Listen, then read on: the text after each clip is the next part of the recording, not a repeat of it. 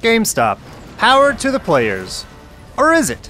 By now, you're probably already keenly aware of the quote-unquote controversy that GameStop is in, or has found themselves in lately, regarding the Circle of Life policy and how it incentivizes employees to lie to customers just outright, and how it just makes employees' lives hell because they have to meet certain quotas.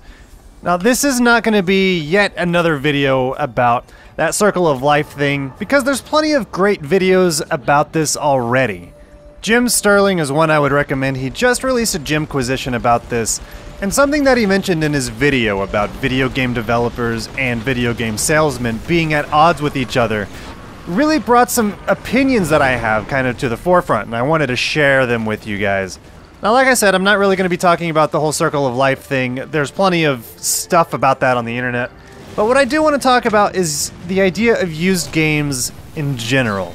The idea of used games is great for many people. Being able to buy a game, then sell it back so you can buy a new game means that you're, in the end, able to consume far larger quantities of games than you would be able to otherwise. Those of you with less income than others may really kind of rely on this, especially when I was a teenager and I had a crappy paying job. This was one of the main ways that I was able to buy as many games as I was able to buy. It's because I was able to constantly trade in games that I don't play anymore and use those to fund new purchases and new addictions. It's definitely a circle of life, so to speak. And one thing that GameStop does offer is a 7-day, no questions asked return policy, to where even if you just don't like the game, you can turn around, take it back to GameStop, and return it for full price. Just if you don't like the game. And that protects you from a terrible purchase or a terrible game. And we're going to come back to the idea of that in a bit. But anyway, as I was saying, this system allows people to consume far more quantities of games, which at the end of the day is a pretty good thing. It opens up more possibilities to more people. It encourages people to explore outside of the bounds of what they're comfortable with to try new, different kinds of games. It's one of the reasons why my taste in genres is as eclectic as it is because I was allowed this opportunity to try so many different things. And of course, right now, the price and availability of indie games and flash games helps that even more, but that's beside the point. Anyway, back to the Jim Sterling bit. I'm going to play a small clip from that video for you right here. The game industry takes such a high percentage of the money from new sales that there's almost no benefit to GameStop making them. Reports vary, but commonly I hear it's about $2 that GameStop makes off a $60 game. Now, GameStop takes all the money from used sales, all of it, so there's literally no benefit to the game industry in the sale of second-hand games. What this means is the primary way in which both these companies are making their money actively fucks the entity they need to make that money in the first place. It's fucking ridiculous. Like I wrote this the other day and I'm reading it now. It's fucking stupid. So basically, GameStop has these new games and they make practically nothing from them, while on the other hand, they can turn like a 200% profit on a lot of their used games. I'm sure you've gone into GameStop to trade something in, and they're like, "Oh, you got this $60 game from us 3 days ago? We're gonna give you like $12 for that. It's not in high demand. We're gonna give you $12 for that." And you know, a lot of times you probably take it because you really want some other game, and that's gonna be the only thing that's gonna get you to be able to get that other game. But then they turn around and sell it for like 55 bucks. We all know these stories. It's silly. But you know what? It's a business. They need to make their money somehow. We can cuss them out all we want and be like, "My game's worth more than that!" But it's up to them to decide what they're willing to pay for any given game. And if you really wanted to sell your game for a higher price, you'll find somebody else to sell it to for something that you think it's worth, that the other person thinks it's worth. There's probably nothing stopping you from this. Also, it's worth noting that I live in the United States, so everything I'm saying is from the experience of a guy who's lived in the United States for his whole life. So if something is different for where you are, sorry if this doesn't apply. But here's the thing that I really don't like about used games, and it's not the fact that they turn things around for like 200, 300% profit just for themselves. It's the fact that the game developers don't see any of that. And now that I've aired this opinion, lots of people have probably gone down into the comment section below and are like, but why should game developers get anything for that? They've already sold the game, they shouldn't be able to get any more profit from it. Now let me tell you, I have this opinion, I have this belief, but it's hard for me to really make sense of it. If I'm honest with myself, this opinion is coming from a place of bias, from a person who at one point wanted to be a game developer and at some level still wants to be a game developer, somebody who has a bachelor's degree in computer science and knows just how much work goes into any piece of software, especially game development. But on the other hand, what else does it this way? Like, if you were to buy a flower vase and then sell it to your friend after you don't want it anymore, you're not expected to turn around and mail some of that cash to whoever made that flower vase in the first place. That's not how it works. So this is why I have a hard time really explaining my opinion. Nothing else really works this way. Why should games get a special treatment like this? And I think the best defense that I could offer is perhaps any piece of media like this deserves this kind of kickback. Whether it be used books, used movies, used CDs. Do those even exist anymore? Does anybody buy physical CDs for music anymore? Whatever. Used games.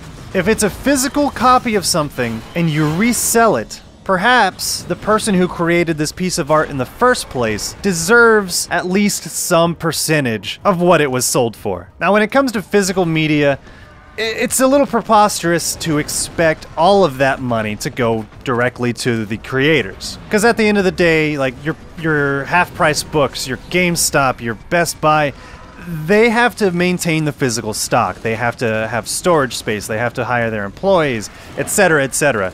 They have to be able to pay for what they're doing. And that's fine. It's unreasonable to expect that these resellers can't make money off of their reselling. But for me, when it comes to this digital media, it's a piece of art. It's something that once you have it in your possession, you trade time for entertainment value. And my question is, why does GameStop deserve the money for that? Why does GameStop get all the money for that? Why doesn't Lionhead Studios or Blizzard Entertainment or indie developer number 67 get, I don't know, 15, 20% of that sale? Why not? They're the person who created this piece of art in the first place. GameStop had nothing to do with it. Without the creators, GameStop has nothing. Half-price books has nothing. I would, in fact, argue that at some level, these media resellers are kind of stealing from the creators. And I say kind of because those words are a little bit harsh, but think about it.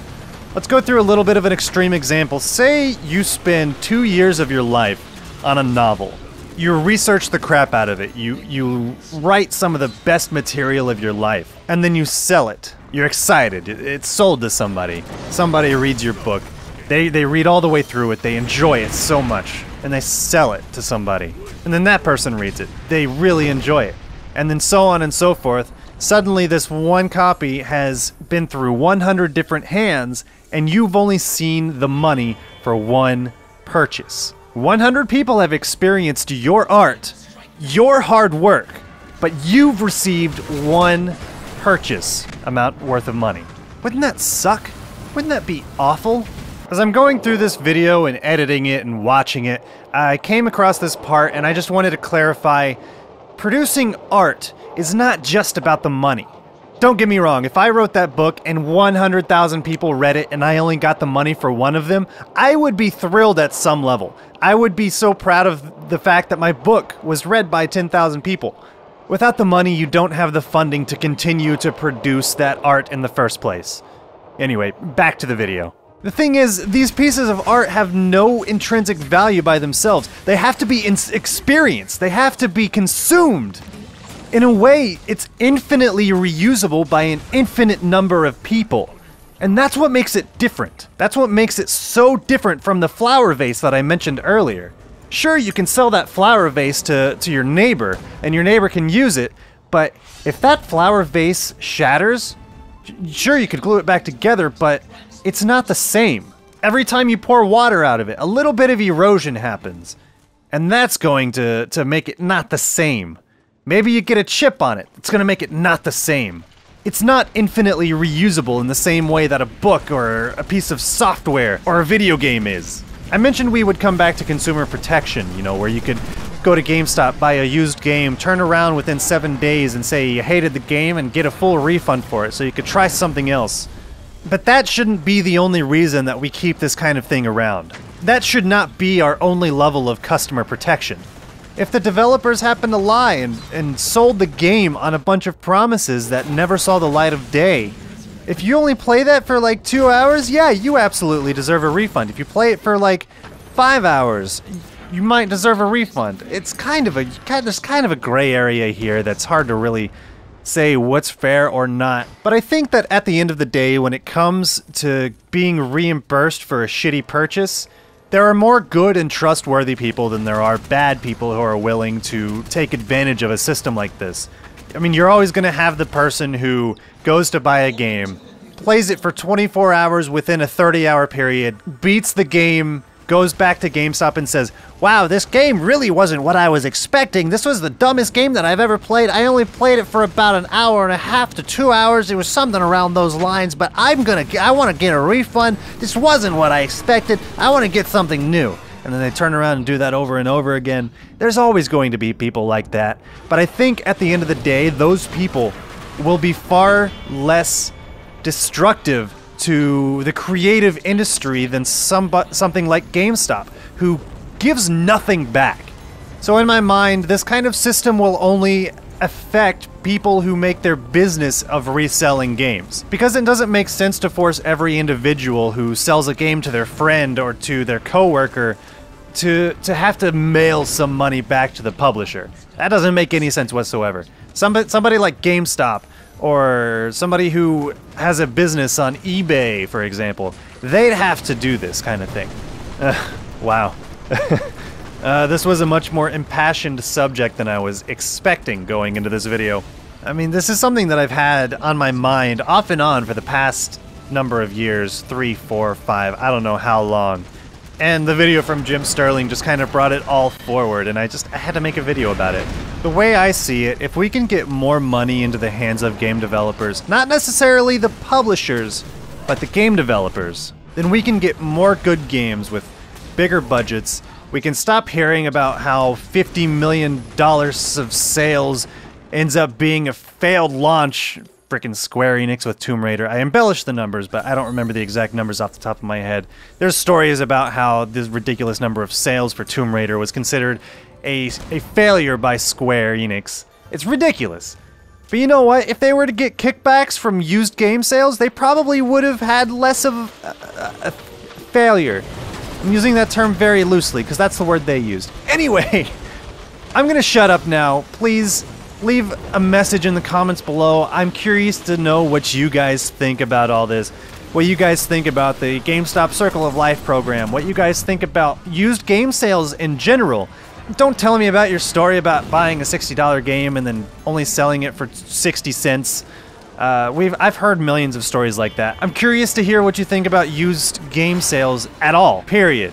And please try to keep an open mind about this. I know my views on this are wholly idealistic, possibly unrealistic, but hey, if you have a reason why it's stupid, please let me know in the comment section below. I'm curious to have a nice discussion about this. But anyway, like I said, I'm gonna shut up now. If you haven't already, be sure to do all the social media stuff. Follow me, unfollow me, like, don't like, subscribe, follow me on Twitter, Instagram. I don't have an Instagram, and I'll see you next time. Bye-bye.